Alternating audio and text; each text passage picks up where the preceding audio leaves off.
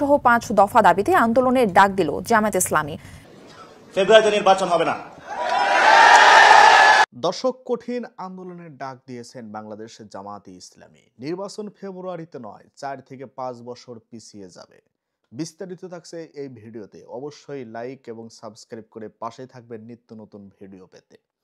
দর্শক, আপনারা জানেন যে সবার মুখেই গুঞ্জন উঠেছে যে আগামী ফেব্রুয়ারিতে নির্বাচন হচ্ছে এবং সে কারণে কিন্তু প্রতিটি দল তারা বিভিন্ন জায়গায় আসনে তারা প্রার্থী ঘোষণা করছে। অলরেডি বিএনপি অনেক জায়গায় প্রার্থী ঘোষণা করে দিয়েছে, সবুজ সংকেত দিয়েছে। আর বাংলাদেশ জামাত ইসলামী তারা তো 1 বছর আগে থেকেই তারা 300 আসনের প্রার্থী আগে থেকে দিয়ে রাখছে। এখন কথা হলো যে আসলে কি ফেব্রুয়ারিতে নির্বাচন হবে নাকি হবে না। দর্শক, জামায়াতে ইসলামী যে আন্দোলন ডাক দিয়েছে এই আন্দোলনের যৌক্তিকতা আছে।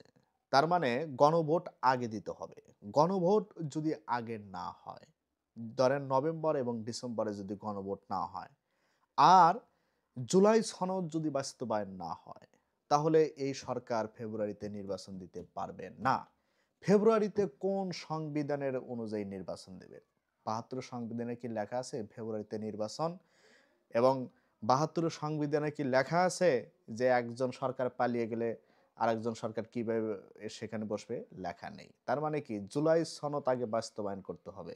অর্থাৎ নভেম্বরে এবং ডিসেম্বরে গণভোট আগে দিয়ে জুলাই সনদ বাস্তবায়ন করে ওই সংবিধানের অনুযায়ী ওই জুলাই সনদের উপরে ভিত্তি করে একটি নির্বাচন দিবে এবং হতে হবে। সেটা ফেব্রুয়ারিতে হতে পারে, কিন্তু নভেম্বর এবং ডিসেম্বরে যদি আপনার গণভোট না দেয়, জুলাই সনদ যদি বাস্তবায়ন না হয়, এটা হাতে কলমে লিখে রাখেন যে আগামী ফেব্রুয়ারিতে নির্বাচন হচ্ছে না। তার মানে ওই ৭২ সংবিধান অনুযায়ী আবার 5 বছর পর, যেহেতু 24 সালে নির্বাচন হয়েছে, 29 সালে নির্বাচন হবে, আরো 5 বছর এদেশের মানুষকে অপেক্ষা করতে হবে নির্বাচনের জন্য।